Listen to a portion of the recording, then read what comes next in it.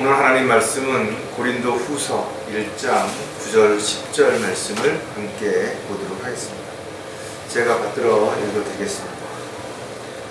우리는 우리 자신 속에 사형 선고를 받았으니 이는 우리로 우리 자신을 신뢰하지 아니하고 죽은 자들을 살리시는 하나님만을 신뢰하게 하려 함이라. 그분께서 우리를 그처럼 극심한 사망에서 구해내셨으며 또 구해내고 계시니 그분께서 여전히 우리를 구해내 주실 것이라고 우리는 그분을 신뢰하노라. 말씀을 위해서 잠깐 기도드리겠습니다. 세상이 변하고 사람들의 생각이 달라지고 또 환경과 여건들이 어떻게 되든지 간에 가장 중요한 것은 하나님의 약속은 결코 변하지 않는다는 사실과 이제 머지않아서 우리는 모두 주님을 만나게 된다는 사실입니다. 오늘 다시 한번 저희들이 주님의 뜻과 계획 안에서 도구로 일꾼으로 잘 쓰임받고 있는지를 점검해보고 또 믿음을 더욱 굳건히 세울 뿐만 아니라 마지막 때에 주님 맡겨주신 일들을 더 잘 감당할 수 있는 그런 저희들이 될 수 있도록 마음에 결단하고 다시 한번 주님 앞에 헌신하고자 하는 그런 마음을 가질 수 있도록 주님 도와주시옵소서. 어느 곳에 있든지 무엇을 하든지 시간은 계속 흘러가고 있고 주님 만날 때는 더 가까워지고 있다는 사실을 잊지 않는 가운데 주님 원하시고 기뻐하시는 그 일들을 위해서 내가 가지고 있는 건강, 시간, 물질, 능력 그 모든 것들이 온전히 주님의 도구로 잘 쓰임받을 수 있도록 도와주시옵소서. 다시 오실 우리 주 예수 그리스도의 이름으로 기도드렸습니다. 여러분 혹시 유튜브에 보셨는지 모르지만 수많은 지질학자들이 머지않아서 백두산이 폭발할 확률이 100%다 이렇게 주장을 합니다. 그들이 주장하는 근거는 역사적인 데이터를 보았더니 100년에 한 번 정도씩 화산이 폭발을 했는데 2025년도가 바로 100년이 되는 해라는 거예요. 그리고 지금 그 백두산 주변에 있는 나무들이 이유 없이 말라 죽고 있다는 것. 또 지표면 온도가 생각보다 훨씬 높은 온도가 감지되고 있기 때문에 그렇게 예측을 한다라는 것입니다. 사람들을 불안하게 만드는 것은 그런 어떤 이야기들뿐만 아니라 이상 기온으로 인해서 열대 지방에 눈이 오는가 하면 또 폭설이라든지 홍수라든지 지진이라든지 빙하가 녹는 거라든지 이런 것들을 우리가 뉴스를 통해서 자주 보게 되는데 특히 또 한 가지 우리가 기억해야 되는 부분은 요즘 사흘이 멀다 하고 북한이 미사일을 쏘아대고 있죠. 젊은 사람들은 잘 이해를 못할 수도 있고 잘 마음에 와닿지 않을 수도 있겠지만 50년대 이전에 태어난 사람들은 6.25를 겪은 사람들은 전쟁의 실체가 얼마나 가혹한지 두려운지를 알기 때문에 이런 것들이 하나의 두려움의 대상이 되는 것도 사실일 것입니다. 물론 우리나라만 그런 거 아니죠. 주변 많은 국가들이 이런 것 때문에 걱정을 하고 신경을 곤두세우는 것도 우리가 볼 수가 있는 것입니다. 세상이 분명 달라지고 있습니다. 어떻게 달라지는 것인가? 우리는 성경을 통해서 마지막 때가 가까이 됨으로 인해서 나타나는 그런 징조들이 일어나고 있는 것을 실질적으로 목도하고 있는 것입니다. 어떻게 보면 그런 일들이 하루가 다르게 나타나고 있기 때문에 주님이 오실 때가 심히 가까이 왔다라는 부분에 대해서 더 많이 마음에 와닿는 것도 사실인 것입니다.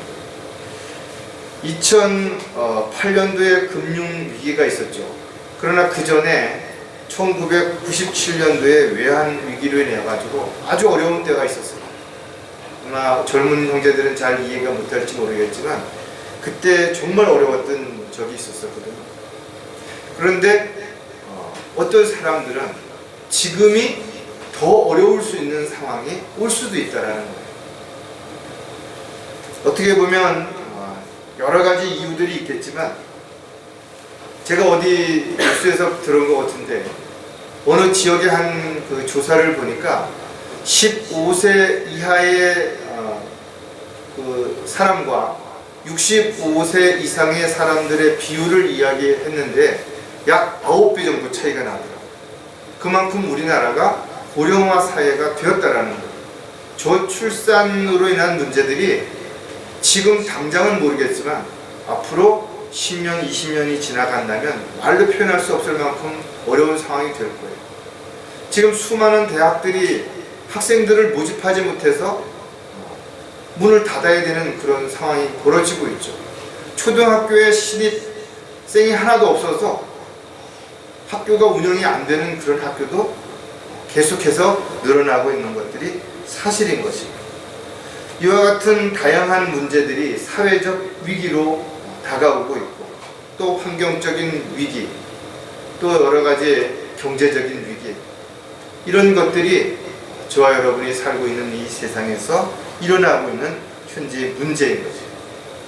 물론 더 나아가서는 종교적인 어떤 갈등이라든지 이런 것들이 또한 가정의 파괴를 일으키고 사람들의 생각과 가치관이 달라짐으로 인해서 또 혼란스럽고 다양한 문제들이 상충되는 것도 사실인 것입니다.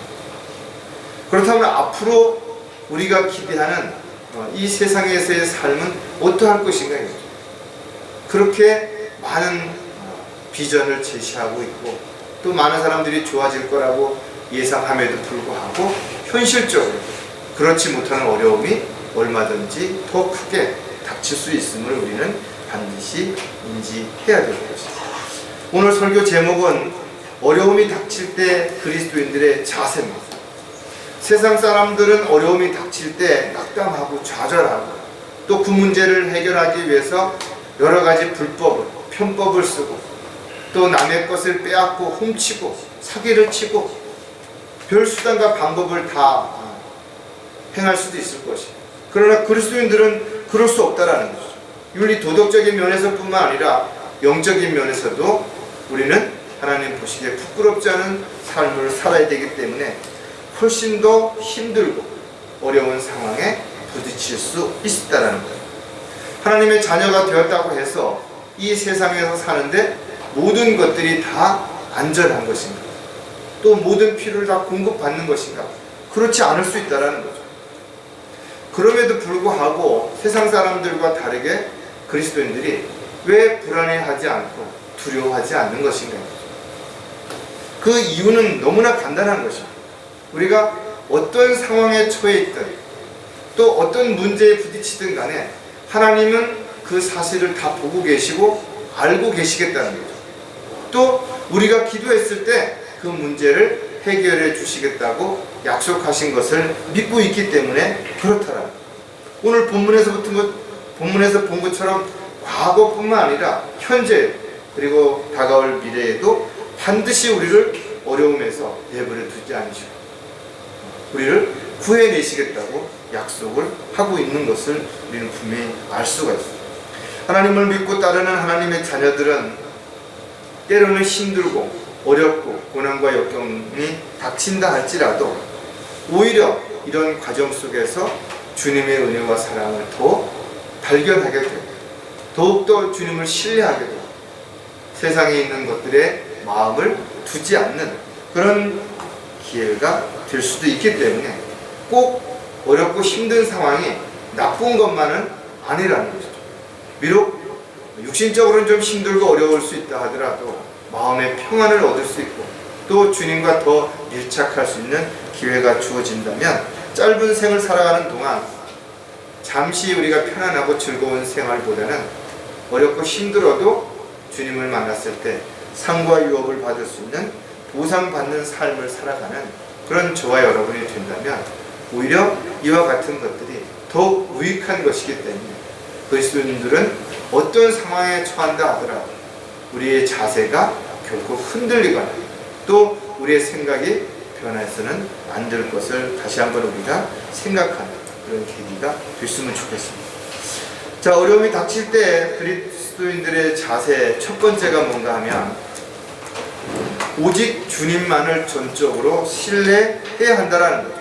즉 우리가 사망 선고를 받았다면 이제는 더 이상 의지할 수 있는 게 아무것도 없다라는 거예요.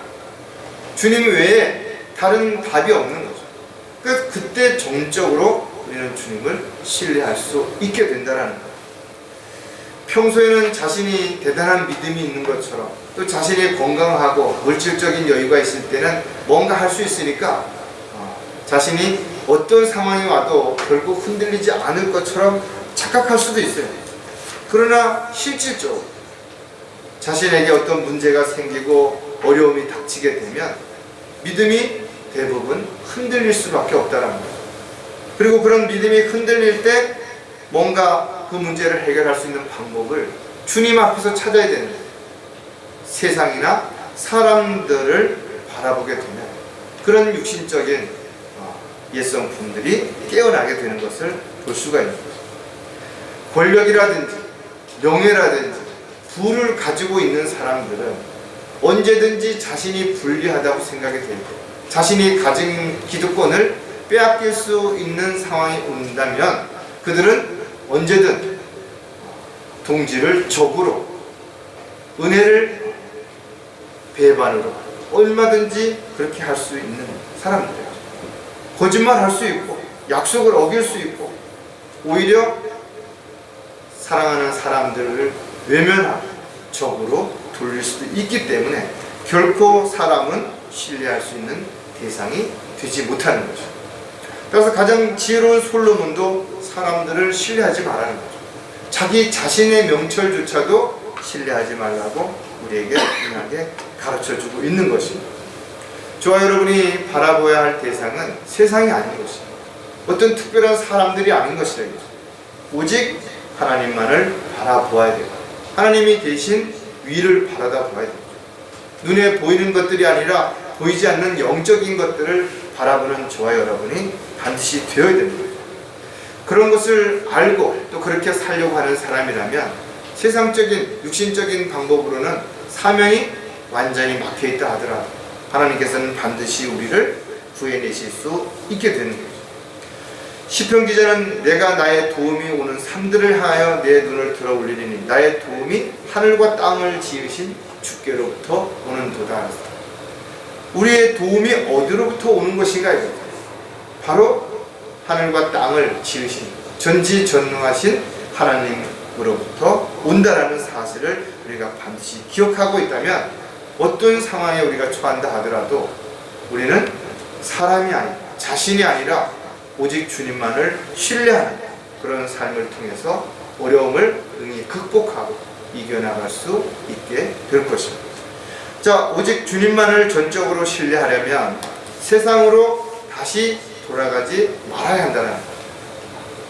많은 사람들이 힘들고 어려워지면 가장 먼저 무엇을 생각하는가 하면 과거에 자기가 잘했을 때, 좋았을 때 그것을 먼저 떠올리게 되고 자꾸만 옛날이요 그때가 좋았는데 이렇게 과거로 돌아가려고 그렇게 한다라는 거예요. 우리가 출애굽기를 읽어보면 이스라엘 백성들이 이집트에서 어떤 상황에 처했었는지를 우리는 너무나 잘 알 수 있는 거죠. 고난과 역경 속에서 그들은 이집트의 노예처럼 그렇게 살았던 그들이 하나님 앞에 제발 좀 우리를 구해달라고 울부짖었고 하나님께서는 모세를 통해서 그들을 이끌어냈는데 그들이 광야 생활 속에서 먹을 것이 없을 때는 만나를 내려주시고 반석에서 물을 주셨는데도 불구하고 조금만 힘들어지면 그들은 끊임없이 모세에게 이집트로 돌아가자고 이야기했던 것들을 우리가 볼 수가 있습니다. 그 이후에도 바벨론과 아시리아의 계속되는 침략을 받을 때 그들은 하나님 앞에 도움을 구하지 않았던 것이죠. 오히려 이집트로 내려가서 뭔가를 도움을 청했던 것을 우리가 볼 수가 있죠. 즉 이집트는 세상의 예표라는 거예요. 그곳에 가서 뭔가를 요구했던 것이죠. 민수기 14장 3절에 보면 어찌하여 주께서 우리를 이 땅으로 데려가서 칼에 쓰러지게 하시며 우리의 아내들과 우리의 자식들의 먹이가 되게 하시는가? 우리가 이집트로 돌아가는 것이 더 낫지 아니하냐 하고, 그들이 이집트에서 사는 것이 너무 고통스러워서 자신들을 구해내달라고 이야기했음에도 불구하고 이제는 다시 이집트로 돌아가자라는 거예요. 그때 차라리 이집트에서 노예를 썼더라도, 그때 그냥 그렇게 사는 것이 힘들었더라도 그게 더 좋았다라는 거죠. 많은 사람들이 영적인 것들을 알았고 산 소망을 가지고 있다고 말하면서도 힘들어지면 다시 옛날로 돌아가는, 세상으로 돌아가는, 육신적인 삶으로 돌아가는 것들에 대해서 마음을 두고 있는 거죠. 하나님께서는 이사야 선지자를 통해서 이렇게 말씀하고 계시다. 도움을 청하러 이집트로 내려가는 자들에게 화로다. 말들을 의지하고 병거들을 의뢰하나니 이는 그것들이 많이 있음이라. 또 기병들을 의지하니 이는 그같이 그들이 매우 강함이라. 그러나 그들은 이스라엘의 거룩한 분을 바라보지 아니하며 주를 찾지도 아니하노라. 이집트에 말도 많고 병사들도 많으니까 그걸 의지한 것이. 그러나 전쟁을 주관하시는 분이 하나님이시라는 사실을 그들은 잊어버린 거죠. 결코 그리스도인들은 이 세상이 살만한 곳이 못 되는 거죠.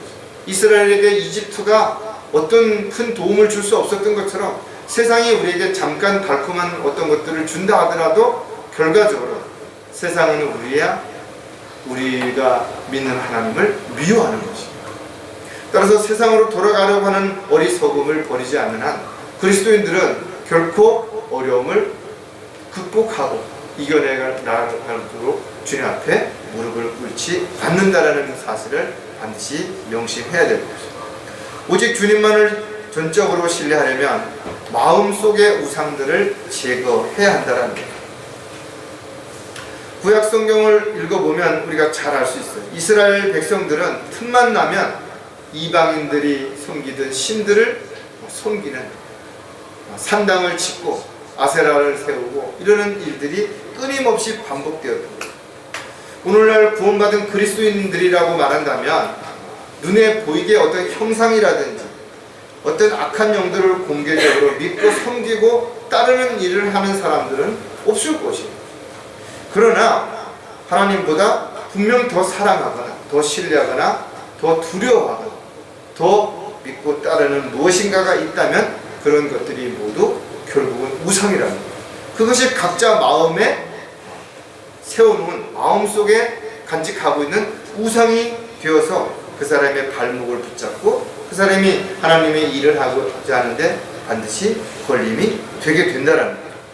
에스겔서 14장 4절에 보면 그러므로 그들에게 고하고 그들에게 말하라. 주 하나님이 이같이 말하노라. 자기 마음속에 자기 우상들을 세우고 자기 얼굴 앞에 자기 죄악의 방해물을 놓고 선지자에게 나오는 이스라엘의 집에 각 사람에게 나 주가 그의 우상의 많음을 따라 나오는 그에게 응답하리니.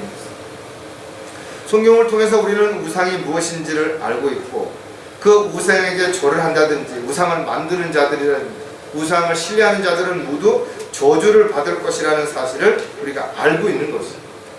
그럼에도 불구하고 지금 우리가 탐심조차도 우상이라고 말하는데 구원받은 그리스도인조차도 마음속에 뭔가를 더 의지하고 사랑하고 신뢰하는, 따르고자 하는 그런 것들이 있다면 이런 것들을 반드시 제거하지 않는 한 주님을 전적으로 신뢰할 수 없게 된다는 것에 대해서 다시 한번 우리가 반드시 기억을 해야 될 것입니다. 오직 주님만을 전적으로 신뢰하려면 사람에게 의존함을 그치라는 것입니다.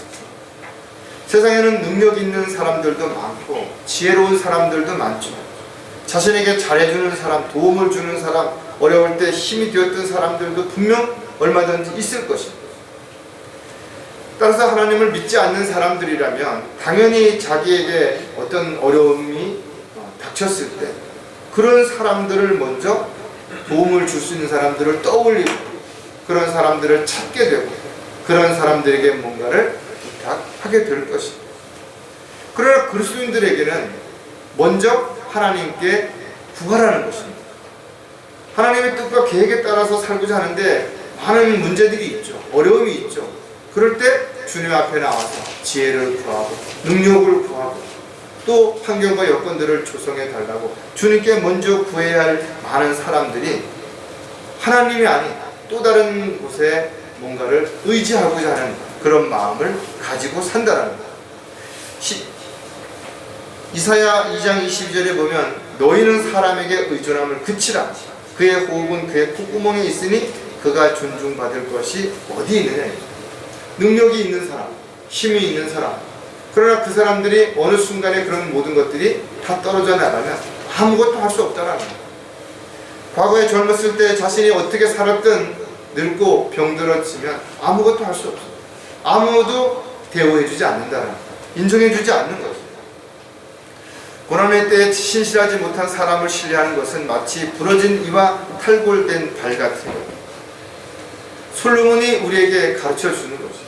우리가 어렵고 힘든 상황에서 뭔가 사람을 신뢰하고 의지한다면 부러진 뼈 조각을 가지고 있는 사람과 다를 것이 없다. 아무것도 할 수 없다라는 거예요.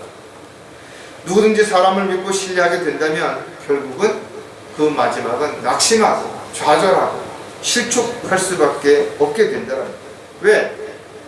아무리 능력이 있는 사람이라 하더라도 내가 가지고 있는 또 나의 처한 나의 어려움을 모두 해결해 줄 수 있는 사람은 이 세상에 아무도 없기 때문에 그런 것이죠.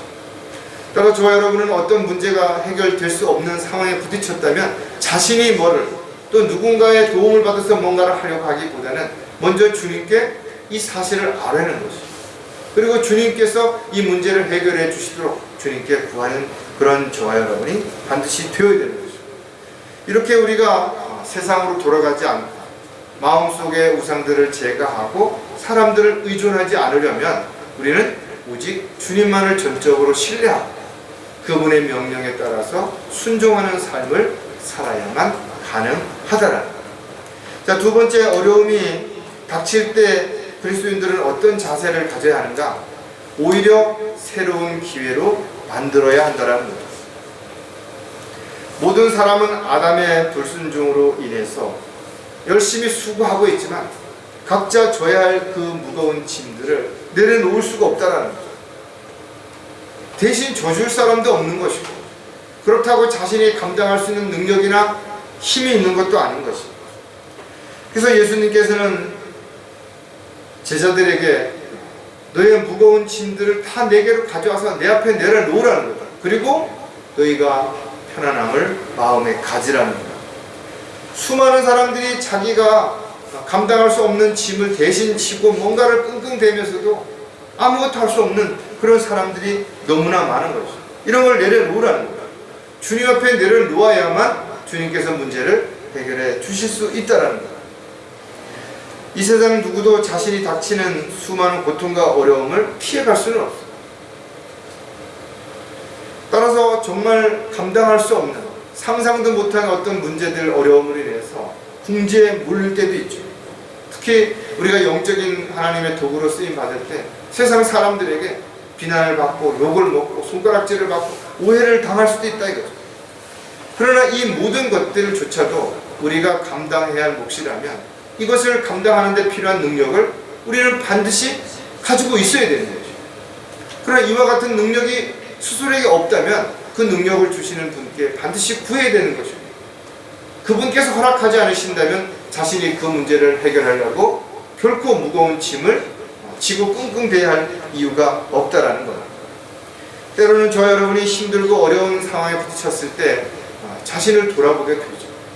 탕자처럼 아버지의 품을 다시 한번 그리워하게 되고 그 시간들을 소중하게 여기게 되는 것이죠. 따라서 저와 여러분에게 어떤 문제와 어려움이 있다면 그 문제와 어려움을 통해서 불평하고 원망하기보다는 오히려 하나님의 은혜와 사랑을 더 깊이 깨달을 수 있는 계기로 만들 수 있다면 새로운 기회가 반드시 될 수 있는 것이죠. 물론 어려운 가운데 새로운 기회를 시작한다는 건 결코 쉽지 않죠. 그러나 기회라고 하는 것은 누구에게나 주어진다고 하더라도 그것을 붙잡는 사람만이 그 기회의 주인공이 될 수 있는 것이죠.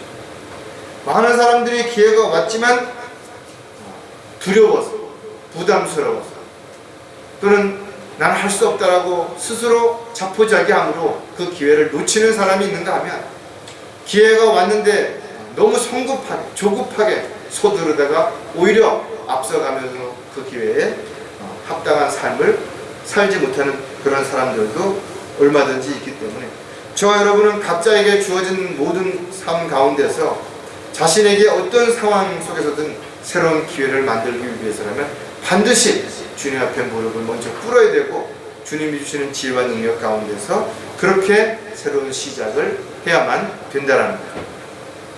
자, 오히려 새로운 기회를 만들려면 어떻게 해야 될 것인가? 과감하게 다시 시작할 수 있어야 한다는 거예요. 여러분이 어떤 새로운 일을, 새로운 분야에서 새롭게 무언가를 시작하는 것은 쉬운 거 아닌 거죠. 많은 사람들이 해야 된다는 당위성을 알고 있어요.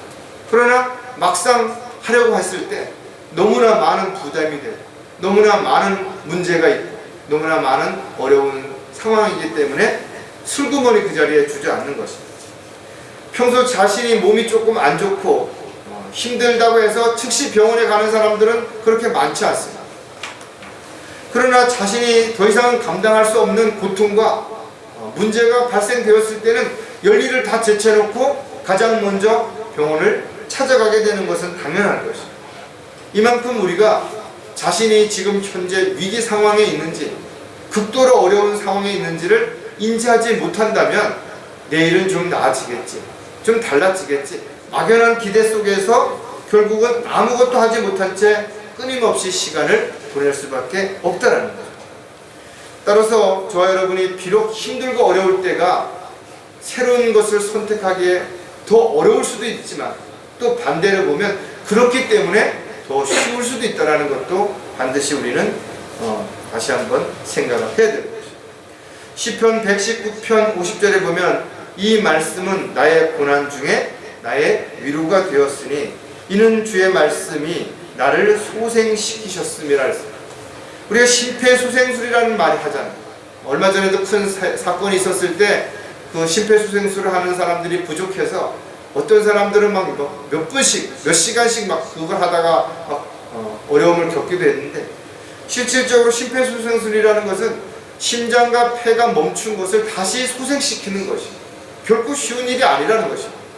이처럼 우리가 뭔가를 새롭게 시작한다는 것은 죽은 것을 살리는 것처럼 그만큼 힘들고 어렵고 많은 위험 부담이 따르지만, 그러나 이것을 했을 때 놀라운 결과가 있을 수도 있기 때문에 우리는 반드시 자신에게 어떤 기회가 주어졌다면 반드시 시작을 하는 용기가 필요하다라는 거예요. 시간이 지나면 어떤 것은 좋아질 수도 있어요. 또 상황이 바뀌면 좋아질 수도 있을 것입니다.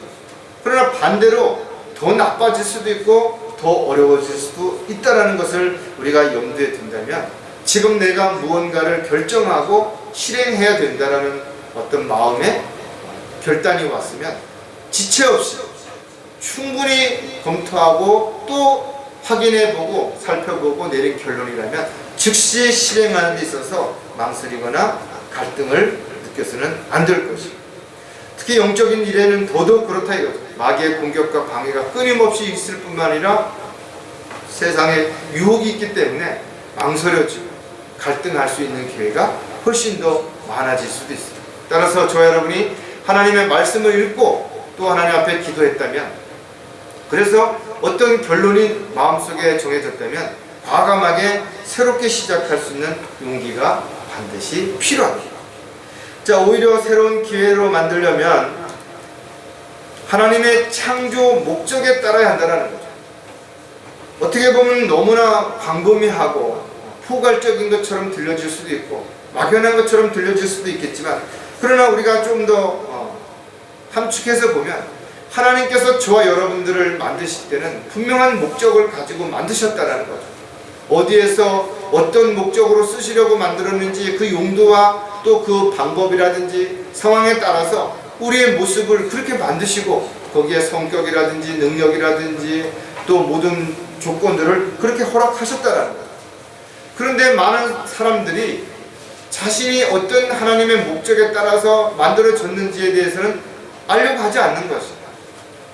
다른 사람과 자꾸만 비교해서 자기도 뭔가를 하고 싶고 뭔가를 할 수 있다고 착각하고, 그러다 보니 있어야 할 자리가 아닌, 해야 할 일이 아닌 엉뚱한 곳에서 쓸데없는 일에 시간을 낭비하게 되고 고통을 받게 되는 경우가 너무나 많은 거죠. 그러다가 버려져 버리는 거죠.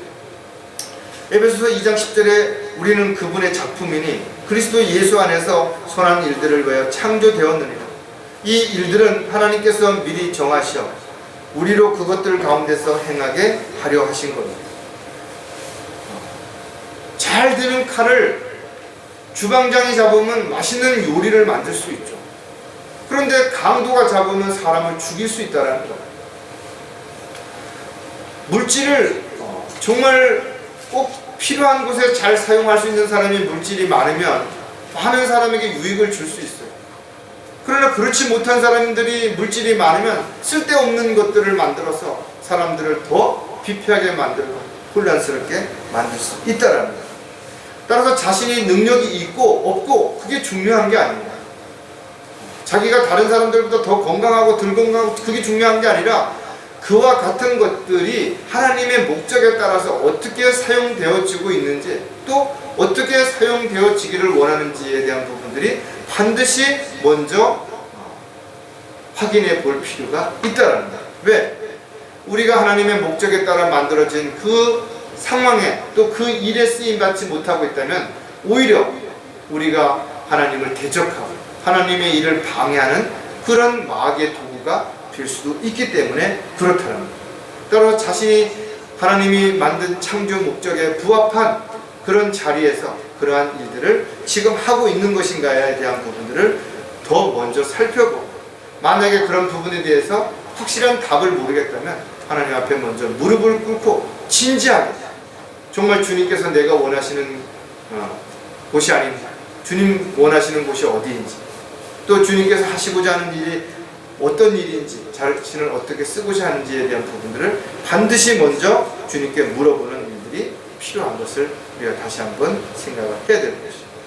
하나님 오히려 새로운 기회를 만들려면 스스로 믿음을 확실하게 입증하라는 거죠. 우리가 이런 이야기들을 설교를 통해서도 여러 번 했어요. 자신의 믿음을 입증하라. 하지만 자신의 믿음을 입증할 수 있는 것은 고난과 시련, 역경, 어려움 이런 것들이 닥쳤을 때 비로소 드러나는 것이죠. 평소엔 잘 안 드러납니다. 유능한 사공은 언제 알아볼 수 있냐? 풍랑이 심할 때 알아볼 수 있다는 거예요. 또 어떤 기계가 정말 많이 고장이 났을 때 비로소 기술자의 능력이 발휘되는 것이에요. 평상시엔 잘 모른다 이거죠. 이처럼 저와 여러분도 힘들고 어려울 때 그 믿음을 확인해 볼 수가 있는 거예요. 또 어렵고 힘든 상황에서 주님의 일을 끝까지 지속할 것인지 아니면 세상으로 돌아갈 것인지에 대한 부분들도 분명하게 알 수 있게 될 것이다. 어려움이 닥칠 때 그 사람이 어떤 자세로 임하는지를 보면 그 사람의 믿음이 어느 정도인지를 우리가 분별할 수 있는 것처럼, 자신의 믿음이 어느 정도인지를 입증하려면 자신이 어려울 때 자신의 행동, 자신의 생각, 자신의 입장이 어디에 있는지를 우리는 반드시 기억을 하고 자신의 믿음을 입증할 수 있어야 됩니다. 고린도후서 13장 5절에 너희가 믿음 안에 있는지 너희 자신을 시험하고 스스로 입증하라. 다른 사람이 나를 시험하기 전에 내가 스스로 시험해 보라는 거죠. 그래야 가장 정확하죠. 가장 내면적인 부분까지도 물어볼 수 있다. 여러분 자신에게 질문해 보라요. 너는 지금 올바르게 살고 있는가? 최선을 다하고 있는가? 부끄럽지 않은 행동을 하고 있는가? 끊임없이 자신에게 질문해 본다면 사람들을 속일 수는 있을지 모르지만 자신을 속일 수는 없기 때문에 자신의 상태를 정확하게 알 수 있게 되는 거죠. 따라서 언제 어떤 상황에서든 믿음이 흔들리거나 더 약해질지도 모르기 때문에 자신의 믿음을 끊임없이 확인하고 입증하는 것은 우리의 시간 속에서 매 순간 이루어져야 되는 거죠. 자신이 믿음이 흔들리거나 또 어떤 상황에서 약해지는 것을 알았다면 왜 그런 상황이 일어났는지 또 왜 그런 마음이 생겼는지를 말씀의 잣대로 정확하게 진단해서 다시 주님과의 관계를 회복하는 그런 과정들이 반드시 필요하다라는 거죠. 따라서 염려되는 일이 있거나 근심되는 일이 있거나 걱정되는 일이 있다 하더라도 먼저 자신의 믿음이 흔들리는 것이 아닌지를 확인해 봐야 되는 거죠. 우리가 문제가 생기는 것은 외부로부터 오는 문제가 큰 것인가 또 작은 것인가 보다 내 내적으로 믿음이 흔들리는가 흔들리지 않는 것인가가 훨씬 더 중요하기 때문에 그렇다라는 거죠. 따라서 저와 여러분이 새로운 기회를 만들려고 한다면 자신이 지금 하는 일이 옳지 않다든지 또 이것이 지속적으로 해서는 안 된다는 걸 알았다면 즉시 멈출 뿐만 아니라 새로운 일을 과감하게 다시 시작할 수 있는 용기가 필요한 것이고, 새로운 일을 시작할 때는 그것이 내 자신이나 내가 원하는 일이 아니라 하나님께서 정말 나를 원하시는 창조 목적에 합당한 그런 일을 하고자 하는 것인지, 또 내가 그 일들을 지속적으로 행할 때 어떤 믿음의 변화가 없이 흔들림 없이 끝까지 지속할 수 있는 것인가를 확인해보는 기회로 반드시 삼아야 할 것입니다. 어려움이 닥칠 때 그리스도인들의 자세는 마지막으로 인도하심을 의심 없이 믿고 따라야 한다는 것. 여러분들이 차량 운전할 때 혹시 좀 착각을 하게 되면 내비에서 말하는 어떤 내용을 의심하게 되는 거예요. 그래서 자꾸 내비가 오른쪽으로 가라는데도 아니야, 이거는 가면 안 될 것 같아. 왼쪽으로 가서 보니까 또 엉뚱한 데로 가는 거거든요. 비록 내비가 좀 돌아가는 길을 제시할 수도 있어요. 넓은 길을 먼저 우선으로 생각할 수도 있고 빠른 길을 생각할 수도 있기 때문에 좀 자신과의 생각과는 안 맞을 수도 있지만, 그러나 분명 그 길을 인도하는 건 맞다라는 거죠. 하물며 성령께서 우리를 인도하심에 있어서는 조금의 오차도 없다라는 거죠. 늦게 가라고 하면 늦게 가야 하는 이유가 있는 것이고, 빨리 가야 할 만큼 서두르면 또 빨리 가야 하는 이유가 있다라는 거죠. 혼자 가야 할 이유라면 또 혼자 가야 되는 거고, 함께 여럿이 가야 되는 일이라면 함께 가야 되는 일이 반드시 있다라는 거죠. 따라서 전적으로 우리가 주님을 신뢰하고 새로운 기회를 우리가 만들었다면 이제는 그 길을 끝까지 달려가는 순간 멈추지 않고 낙오하지 않으려면 인도자를 믿고 따라가야 된다는 거죠. 위기는 누구에게나 올 수가 있는 것이죠. 그러나 그 위기를 어떻게 대처하고 어떻게 극복하느냐가 각 사람에게 따라서 달라질 수 있고 그 결과 또한 달라질 수 있다는 거죠. 위기라고 하는 것은 육신적인 위기만 있는 게 아니라 영적인 위기도 있는 것이죠. 물질적인 위기도 있고 시간적인 위기도 있고 건강에 대한 위기도 얼마든지 있을 수 있고, 이러한 위기들이 다양한 어려움을 만들어내고 그 다양한 어려움을 이겨내는 과정에서 고난과 고통과 아픔이 뒷받침될 수도 있다는 거예요. 따라서 저와 여러분에게 일어나는 모든 일들은 우연이 없는 것이고, 우연이 없다면 하나님께서 다 알고 계시는 것이고, 그것이 내가 나의 어떤 욕심, 나의 어떤 만족을 위해서 계획한 것이 아니라면 반드시 주님께서는 그 사실들을 알고 계시고 또 인도하는 가운데 있다면 우리는 조급해하거나 서두려야 할 이유가 전혀 없다라는 거죠. 따라서 저와 여러분이 믿음으로 주님께 기도했다면, 또 믿음으로 성령께서 우리를 인도해 주시고 있다는 걸 확신했다면 어떠한 경우에도 절대로 의심하거나 자신의 생각을 앞세워서 주님의 인도하심을 거역하거나 뒤따르는 데서 주저앉아서 포기하거나 이러는 어리석은 삶이 돼서는 안 될 것입니다. 자, 인도하심을 의심 없이 믿고 따르려면 언제나 보호해 주심을 기억해야 한다는 거예요. 언제나 주님은 우리를 보호해 주시겠다고 약속하신 것이죠. 절대 우리를 떠나지 않으시고 함께 하시면서 보호해 주신다는 거죠. 그렇다면 우리는 주님의 돌보심이 없이는 하루도 살 수 없는 것입니다.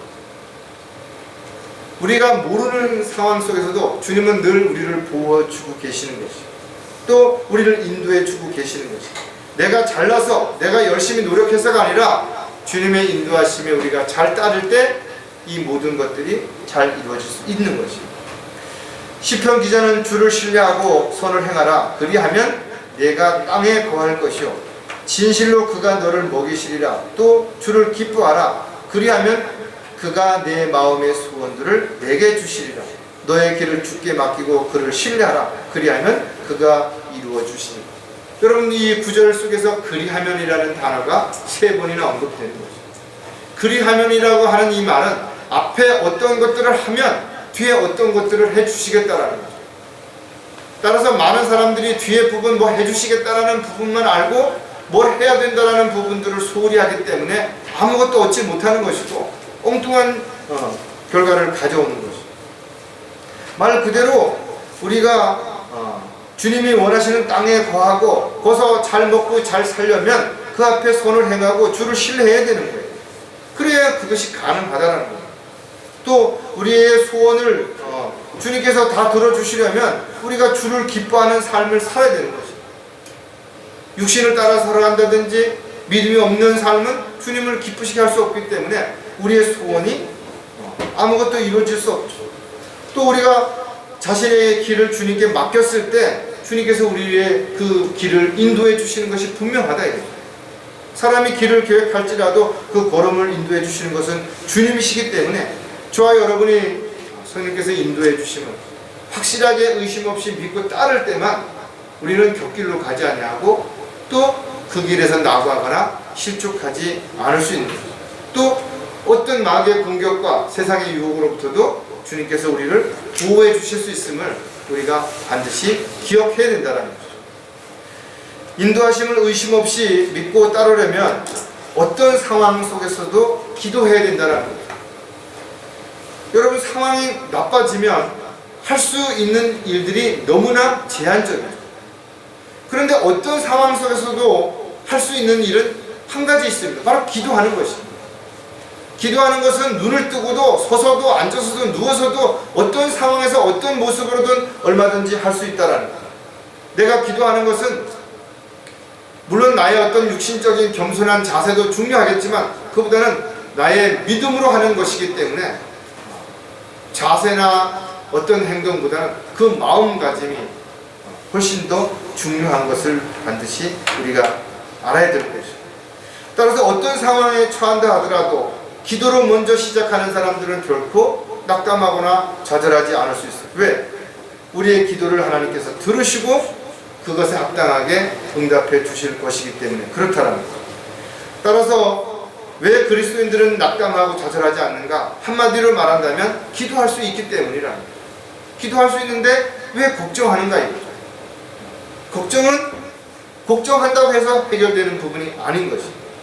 요한복음 14장 13절 14절에도 보면 또 너희가 내 이름으로 무엇인지 구하면 내가 그것을 행하리니 이는 아버지로 아들 안에서 영광을 받으시게 하려는 것이다. 너희가 무엇이나 내 이름으로 구하면 내가 행하리라. 우리가 하나님 앞에 무엇인가를 구할 때 예수님의 이름으로 구하는 거예요. 예수님을 보증으로 세워서 우리의 필요를 구하는 것을 하나님께서 응답해 주시는 것이에요. 우리가 잘나서 똑똑해서 특별해서 기도가 응답되어지는 게 아니라는 것이죠. 따라서 저와 여러분은 기도할 수 있는 것은 특권이고 또 반드시 기도해야 되는 것은 책임이며 의무이기도 한 것입니다. 따라서 저와 여러분이 서두르지 말고 뒤처지지도 말고 주님의 인도하심 가운데 살아간다면 상황이 어떻게 변하든 어떤 어려움, 어떤 문제가 우리에게 닥친다 하더라도 기도한다면 반드시 주님께서는 문제를 해결해 주시고 우리를 그곳에서 이끌어내실 것이 분명하다는 거죠. 또 한 가지 인도하심을 의심 없이 믿고 따르려면 바른 길로 이끄심을 확신해야 된다. 자신이 어떤 길을 가면서 이 길이 맞는지 자꾸만 의심하게 된다면 발걸음이 무거워지죠. 자꾸 옆에 다른 어떤 길이 있나 하고 한눈을 팔게 될 수밖에 없다는 거예요. 따라서 시련 가운데 우리가 처하게 됐을 때 어떻게 보면 오직 주님만을 바라볼 수 있는 길이 생기는 거예요. 화살이 2개 가지고 있는 사람과 화살을 하나 가지고 있는 사람들이 목표를 향한 집중력은 전혀 달라지는 것입니다. 화살을 2개 가진 사람은 아직도 한 발이 남아있기 때문에 첫 발을 쏠 때 그렇게 집중하지 않을 수 있다는 거죠. 그러나 한 발밖에 없는 사람은 온 자신이 가지고 있는 모든 걸 총동원해서 집중한, 왜? 기회가 단 한 번밖에 없기 때문에 그런 것이죠. 따라서 저와 여러분이 힘들고 어려운 상황에 처했을 때는 여러 가지를 생각하지 않습니다. 오직 그 한 가지 문제, 그 한 가지 일에만 집중하게 되는 거죠. 주님께서 우리를 이끌어 주시는 것을 확신한다면 우리는 언제든 은혜의 보좌에 담대히 나가서 자비를 얻고 필요한 때 도우시는 주님을 바라본다면 우리는 어떤 상황에서든 갈등하지 않고 방황하지 않고 그 길을 달려갈 수 있게 될 것입니다. 저와 여러분이 항상 기억해야 되는 것은 주님을 따르는 길은 바른 길이지만, 옳은 길이지만 험난하고 좁고 많은 사람들이 가지 않는 길임을 반드시 기억해야 되는 것입니다. 평탄하고 넓은 길이 아니라는 것입니다. 그래서 많은 사람들이 세상적인 시각을 가지고는 의심할 수밖에 없어요. 언제 끝날지도 모르는 힘들고 어려운 길을 계속 가야 되기 때문에 그렇다라는 거죠. 시편 37편 5절에 보면 너의 길을 주께 맡기고 또 그를 신뢰하라. 그리하면 그가 이루어 주시리라 했습니다. 우리의 길을 주님께 맡겨야 되는 것이죠. 길이신 주님, 인도자이신 주님께 우리가 모든 것을 맡긴다면 그분께서 우리를 바르게 이끌어 주시겠다는 확신을 갖게 되는 것이고, 의심 없이 그렇게 믿고 따라가는 사람들은 견눈질할 필요도 없고 쓸데없는 근심 걱정할 필요도 없고 그냥 묵묵히 그 길을 걸어갈 수 있게 될 수 있는 것입니다. 자신의 경험이나 노력으로 해결하려고 하는 사람들은 기도하지 않는다. 세상을 바라보거나 사람을 바라보는 사람은 기도하지 않는다는 거죠. 그리고 자신을 이끌으시고 인도해 주시는 그분, 내 기도를 들으신다는 것을 의심하는 사람 역시 기도하지 않는 것이죠.